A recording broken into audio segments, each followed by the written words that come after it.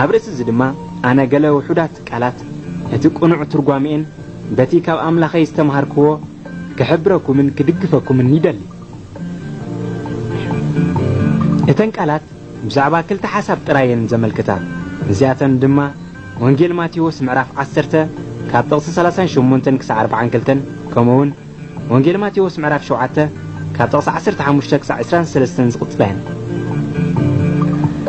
እዚኣተን ብብዙሓት ሰባት ዝተፈላለየ ዓይነት ትርጉም ተዋሂብለን እዩ። እዚ ሓሳብ እዚ ዋላ እኳ ኣብቲ ካልእ ብዙሕ ኣርእስታትና ክግለጽ እንተኾነ ኣብዛ ሃይማኖታዊ ደጌታት ውግእ እትብል ኣርእስትና ግና እተን ጠርነፍቲ ሓሳብ እዘን ክልተ ነገራት እዚኣተን ጥራየን። ትርጉሙ ድማ ነዚ ይመስል። ሓደ መስቀሉ ኣልዒሉ ደድሕረይ ዘይስዕብ ንዓይ ኣይበቅዕን እዩ። ወንጌል ማቴዎስ ምዕራፍ 10 ጥቕሲ 38። እዚ ትርጉም እዚ እቶም ሰዓብቲ ክርስቶስ ኢየሱስ ስለ ወንጌል ኢልካ ንዝኽፈል ናይ መከራ ዋጋ ንኽጾሩ ሓላፍነት ሕድሪ ወንጌል ድማ ንኽስከሙ ደኣ እምበር ነቲ ብኢድ ሰብ ክጽወር ዝከኣል መስቀል ዕንጨይትን ሓጺንን ኣይኮነን ጎይታ ዝተዛረበሉ። ክልተ እቲ ንህይወቱ ዝረኽባ ከጥፍኣ እዩ፣ እቲ ንህይወቱ ምእንታይ ዘጥፍኣ ድማ ክረኽባ እዩ። ወንጌል ማቴዎስ ምዕራፍ 10 ጥቕሲ 39። ትርጉም ናይ ቃል እዚ ድማ ነቲ ኣብ ግዜ ሽግር ብደቂ ሰባት እምነቱ ክኽሕድ ኣብ ዝሕተተሉ ግዜ እቲ ዝሕተት ዘሎ ሰብ ማለት እቲ ክርስቲያን ብስጋ ምእንቲ ኸይቅተል ኢሉ ወይ ካብ ካልእ ሽግር ንምምላቕ ኢሉ ንየሱስ ክርስቶስ ክኽሕዶ ፈቃደኛ ዝኸውን ወላ እኳ ንግዚኡ ህይወቱ ብምኽሓዱ ካብ ሞት ወይ ካብ ካልእ ሽግር ድሒና እንተረኸባ ካብ ክርስቶስ ግና ኣይጠፍእ፣ ነታ መንግስቲ ክርስቶስ ድማ ኣይስእና። እታ ፍቓድ ክርስቶስ ኢየሱስ ጸኒዑ ክሳዕ ሞት ደው ዝብል ሰብ ግና ህይወቱ ኣብታ ናይ መንግስቲ ሰማይ ይረኽባ። ወላ እኳ ኣብ ምድሪ እንተጠፍአ ካብ ክርስቶስ ግና ኣይጠፍእን እዩ።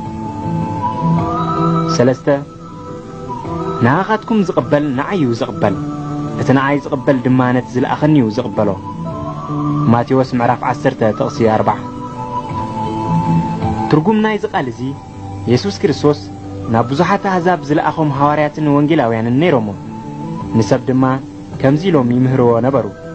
መድሓን ብክርስቶስ ኢየሱስ ንደቂ ሰባት ከም ዝተዋህበን ኣምላኽ ድማ ንደቂ ሰባት ብክርስቶስ ኢየሱስ ኣቢሉ ናይ ምድሓን ሓድሽ ኪዳን ከም ዝሃበን ኃጢአት ደቂ ሰባት ምሕረት ከም ዝገብርን ንመርገም ኣዳም ድማ ኣብ መስቀል ከም ዝስበር ዝገበረን በዓል ዓብይ ውዕለት ኢየሱስ ክርስቶስ ከም ዘሎን ሞይቱ ከም ዝተንስአን ንርእሱ ድማ ብደሙ ደቂ ሰባት ይዕድግ ከም ዘሎን ንሳቶምን ነቲ ትምህርቲ እንተተቐቢሎሞ መንግስቲ ሰማያት ከኣቱ ከም ዝኾኑን የበስሮም ነበሩ። ነዚ ብስራት እዚ ዝተቐበለ ዘበለ ኩሉ ንክርስቶስ ኢየሱስ ይቕበሎ ኣሎ ማለት እዩ።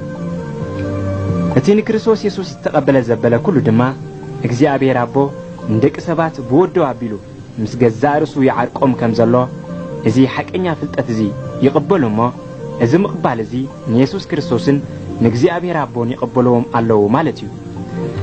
እቲ ሓቂ እዚ ደኣ እምበር ካልእ ኣይኮነን። እቶም ህዝቢ ካብቶም ወንጌላውያንን ካብቶም ሐዋርያትን ስም ኢየሱስን መንገዱን ፈቃድ ኣቡኡን እዮም ዝቕበሉ እምበር ስምቶም ሐዋርያትን ታሪኽ ናይቶም ሐዋርያትን ኣይኮኑን ዝቕበሉ ዝነበሩ። ካቶሊክን ተዋህዶን ግና ንስምቶም ሐዋርያቶምን ታሪኾምን እዮም ዝቕበሉ እምበር ንኣምላኽ ጥራይ ምቕባሎም ስየ ያኽሎምን እዩ። 4 ንነቢይ ብስም ነቢይ ዝቕበል ዓስቢ ነቢይ ይረክብ፣ ንጻድቕ ብስም ጻድቕ ዝቕበል ድማ ዓስቢ ጻድቕ ይረክብ። ማቴዎስ ምዕራፍ 10 ጥቕሲ 41። ትርጓሜ ናይ ቃል እዚ ድማ ቀዳማይ እቲ ነቢይ ዝበሃል ዘሎ ንሱ ኢየሱስ ክርስቶስ ከም ዝኾነ ምቕባል እዩ።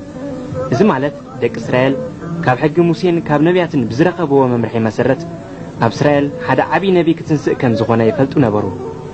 ስለዚ እዛ ምቕባል እዚኣ እቲ ንነዊሕ እዋን ትጽቢት ዝተገብረሉ ካብ እግዚአብሔር ዝተላእከ ነቢይ ንሱ ኢየሱስ ክርስቶስ ከም ዝኾነ ማለት ነቲ ኣብ ማእከሎም ደው ኢሉ ዝዛረብ ዝነበረ ጎይታ ኢየሱስ ንሱ እቲ ክመጽእ ዘለዎ ነቢይ ከም ዝኾነ ንዝቕበሎ ዘበለ ኩሉ ካብዚ ነቢይ እዚ ዓስቢ ከም ዝቕበል እዩ ዝምስክር ነይሩ። ካልኣይ እቲ ጻድቕ ዝበሃል ዘለውን ንሱ ኢየሱስ ክርስቶስ እዩ። ኣብቲ ግዜ እቲ ብገለ መራሕቲ ሃይማኖት ኣይሁድን ብገለ ፈሪሳውያንን መምሃራን ሕግን ከም መስሓቲ ተቖጢሩ ስለ ዝነበረ እንተኾነ ግን መስሓትን ሓጥን ከም ዝኾነ ንዝውሃብ ዝነበረ መግለጺታት ናይ ኣይሁድ ዘይተቐበሉ ሰባት በኣንጻር እዚ ኢየሱስ ጻድቕን ቅዱስን ከም ዝኾነ نزأمنو بملو كاب صادق زخون يسوس كريستوس عسبي كرخبو كم زخون يوز مسكر لهم نيرو